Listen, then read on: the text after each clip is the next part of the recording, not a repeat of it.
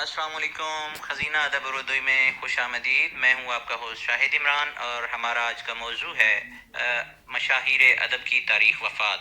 اس ویڈیو میں شامل کی گئی ہیں 21ویں صدی کے جتنے بھی مشاہیر ادب ہیں، ان کی تاریخ وفات اس میں شامل کی گئی ہے، اور یہ اردو کے بالخصوص اردو کے مقابلہ جاتی امتحان میں ایسے سوال لازمی آتے ہیں، اس لیے ویڈیو ضرور دیکھیے گا۔